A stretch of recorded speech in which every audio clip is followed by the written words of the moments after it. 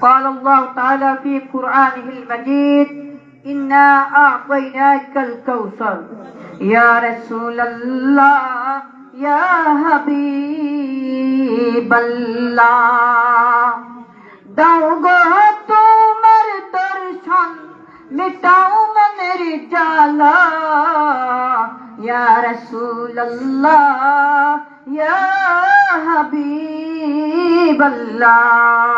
আম্মা বাদ দেরগাঁও কান্দি আয়োজিত প্রতি বছরের ন্যায় আজকেও বার্ষিক ওয়াজ মাহফিলের মহামান্যবর সভাপতি সাহেব, উপস্থিত দিন দরদি মুসলমান ভাইয়েরা, পর্দার আড়ালে অবস্থানরত আমার সম্মানিত মা বোনেরা, আসসালামু আলাইকুম ওয়া রাহমাতুল্লাহি ওয়া বারাকাতুহু।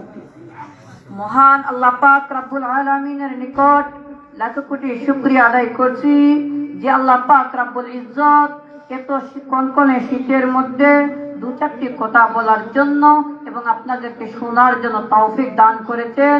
এজন্য অন্তরের অন্তঃস্থল থেকে কালামতে শুকর আদায় করুন আলহামদুলিল্লাহ। আল্লাহ রাব্বুল ইজ্জত বলেন, বান্দারে আমি আল্লাহ যে তোমাকে একটা সুন্দর পরিবেশের মধ্যে আসার তৌফিক দান করেছি, সুস্থ রাখলাম, সবল রাখলাম। একজন অসুস্থ ব্যক্তিকে জিজ্ঞাসা করো, তার ইচ্ছা থাকার পরেও দেওরগাঁও কান্দি জামে মসজিদের মাহফিলে আসতে পারতেছে না। এর জন্য মালিকের কাছে শুকরিয়া আদায় করেন আলহামদুলিল্লাহ। আল্লাহ রাব্বুল ইজ্জত বলেন, বান্দারে আমি আল্লাহর শুকরিয়া পাওয়ার পর যদি তুমি আল্লাহর শুকরিয়া আদায় করো, নিয়ামত পাওয়ার পর আমি আল্লাহ তোমার নিয়ামতের মধ্যে বরকত দান করি, বরকত দান করি। আমি আল্লাহর নিয়ামত পাওয়ার পরে যদি বান্দা তুমি নিয়ামতের শুকরিয়া আদায় করো না, আমি আল্লাহ আস্তে আস্তে নিয়ামত গুলাকে চিনাইয়া নেই। তারপরে আমি আল্লাহ কি করি, আযাবের মধ্যে তোমাকে গ্রেফতার করি। ওই আযাবটা দুনিয়ার আযাব হতে পারে, আবার আখিরাতেও আল্লাহ আযাবের মধ্যে গ্রেফতার করতে পারে। আল্লাহ রাব্বুল আলামিন আপনাকে আমাকে মুসলমান মায়ের কুলে জন্ম দিলেন, এর জন্য রাব্বুল ইজ্জতের নিকট আবারও শুকরিয়া আদায় করি আলহামদুলিল্লাহ। আমার আল্লাহর পরিচয় দান করার জন্য আল্লাহ রাব্বুল আলামিন যুগে যুগে অসংখ্য নবী এবং রাসূল প্রেরণ করেছেন।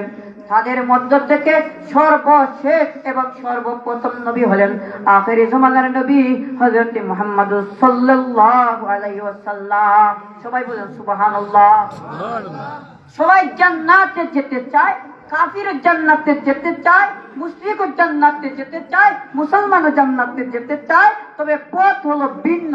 কিন্তু আল্লাহ বলতেছে জান্নাতে একদল যাবে, লা ইলাহা ইল্লাল্লাহ মুহাম্মাদুর রাসূলুল্লাহ। যারা আল্লাহকে আল্লাহ বলে স্বীকার করলো আর মুহাম্মদকে যারা নবী বলে মানলো, তারাই জান্নাতে যাবে, আর কোন জাতি জান্নাতে যাবে না। আল্লাহর নবী রাহমাতুল লিল আলামিন গোটা দুনিয়ার বুকেতে মাত্র 63 বছরের হায়াত পেলেন। 63 বছরের হায়াত পাওয়ার পরে উম্মতের জন্য সব সময় টেনশন ফিল করতেন, আমার উম্মতের কি হবে, আমার উম্মত কিভাবে জান্নাতে যাবে। অন্যান্য উম্মতের বর্ণনা যখন শুনতেন 500 বছর 700 বছর তাদের হায়াতে জিন্দেগি, তখন আল্লাহর নবী রাহমাতুল লিল আলামিন উম্মতের জন্য কান্নাকাটি করতেন। এজন্য আল্লাহ পাক রব্বুল আলামিন আপনার নবী আমার নবীকে মহব্বত করে আপনার প্রতি আমাদের প্রতি ইহসান করে 5টা দিন নির্ধারিত করলো। 1 নাম্বার দিন হলো ইয়াউমুল জুমআ। জুমআর দিন আপনাকে আমাকে আল্লাহ পাক রব্বুল আলামিনের পক্ষ থেকে একটা নিয়ামত, সবাই বলেন সুবহানাল্লাহ। জুমআর দিনে যদি ভালো করে ওযু বানাইয়া কোন মুসলমান প্রথমে মসজিদের মধ্যে প্রবেশ করে 2 রাকাত তাহিয়াতুল ওযু নামাজ পড়ে, আল্লাহ রাব্বুল আলামিন একটা উট সদকা করার সমপরিমাণ সওয়াব দান করে। সুবহানাল্লাহ, সুবহানাল্লাহ। ভাই সুবহানাল্লাহ বললেন, আমার আল্লাহ বলে সুবহানাল্লাহ হিতামলাল মিজান।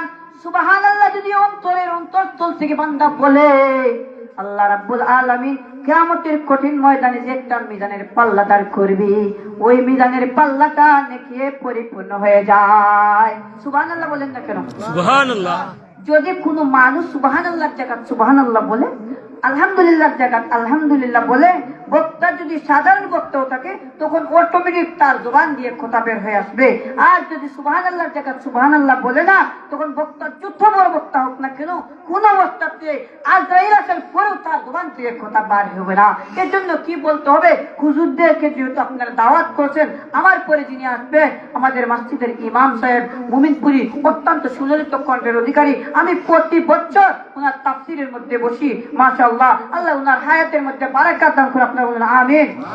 আল্লাহ ওনার ইলমের মধ্যে বারাকাত দান করেন, সবাই বলেন আমিন। আমি লক্ষ্য সময় চলে আপনাদের ভাই, আপনাদের পাতিজা, আপনাদের কারো বাগনা, আমি আপনাদের পরিচিত মুখ। আমি কেন এখানে আসি জানেন? আমি মুযাকারা করার জন্য। ইজাদ্দিদু ঈমানা, তোমাদের ঈমান নবায়ন হবে। কিলা ইয়া রাসূলুল্লাহ, লা ইলাহা ইল্লাল্লাহ, বেশি বেশি করে আল্লাহর জিকির করলে তোমাদের ঈমান নবায়িত হবে, ঈমান পরিপূর্ণ হবে। এর জন্য আমি আসি মুযাকারা করার জন্য, আমি ওয়াজ করার জন্য আসি না। কথা বুঝতে পারছেন? আল্লাহ রাব্বুল আলামিন বলে, বান্দা ও আমার হাবিব, আপনার উম্মতদেরকে আমি 5টা দিন স্পেশাল দান করলাম। 1 নাম্বার দিনের নাম হলো জুমার দিন, 2 নাম্বার হলো লাইলাতুল নিসফে শাবান, ওই যে গত কিছুদিন পূর্বে অতিবাহিত হয়ে গেল শাবানের রজনী। 3 নাম্বার হলো শবে কদরের রাত্রি বান্দা। 4 নাম্বার হলো ঈদুল ফিতরের রাত্রি। ও তোমার মুসলমান, তুমি তো জানো না, তুমি আর আমি মেয়েকে নিয়ে ব্যস্ত, জামা নিয়ে ব্যস্ত। ওই রাত্রে যদি কোন মুসলমান ইবাদত বন্দেগী করে, হাশরের ময়দানে পেরেশান মুক্ত থাকবে। সমস্ত আম্বিয়ায়ে কেরাম আদম আলাইহিস নবীকে নিয়ে হযরত ইব্রাহিম খলিলুল্লাহ, হযরত ঈসা রুহুল্লাহ পর্যন্ত পেরেশানির মধ্যে থাকবে। ইয়া নাফসি ইয়া নাফসি।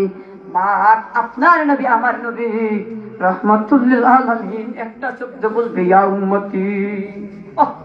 ধরে দোয়ালা নবী, উম্মতের কান্ডারি নবী। তোমার মা তোমাকে চিনবে না সেদিন, তোমার বাপে তোমাকে চিনবে না, তোমার প্রিয় তোমার স্ত্রী তোমাকে চিনবে না। সেদিন আপনাকে আমাকে যিনি চিনবে, তিনির নাম হলো রাহমাতুল্লিল আলামিন। চিৎকার দিয়ে বলেন সুবহানাল্লাহ, সুবহানাল্লাহ। আরো তিনি চিৎকার দিয়ে বলেন সুবহানাল্লাহ, সুবহানাল্লাহ। আল্লাহ নবী রাহমাতুল্লিল আলামিনের দিকে তাকাইয়া স্পেশাল ভাবে আল্লাহ 5টা দিন দিল। একটা দিনের নাম হলো জুমার দিন। জুমার দিনে কিছু কিছু সময় আছে দোয়া কবুল হয়ে যায়।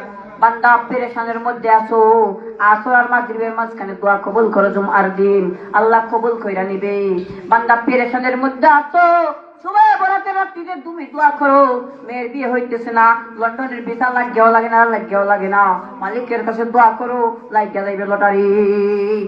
তারপরে করে লাইলাতুল কদর সূরা, একটা সূরা নাযিল কইরা দিল আল্লাহ। সূরা কদর নামে একটা সূরা সম্পূর্ণ কমপ্লিট সূরা নাযিল কইরা দিল। ওই রাত্রিতে যদি বান্দা আল্লাহর ইবাদত বন্দেগী করে 83 বছরের সওয়াব পায়। এজন্য নবীর পথে পথ, নবীর পথে মত, নবী হইবে নবীর উম্মত। এজন্য আমাদেরকে আল্লাহ পাক নবীর সুন্নাহগত জীবন পরিচালনা করার তৌফিক দান করেন, সবাই বলেন আমিন। নবীর পথে পথে চলার তৌফিক দান করেন, সবাই বলেন আমিন। ওয়া আখিরি দাওয়ানা আনিল হামদুলিল্লাহি রাব্বিল আলামিন। আসসালামু আলাইকুম ওয়া রাহমাতুল্লাহি ওয়া বারাকাতুহু। আলহামদুলিল্লাহ।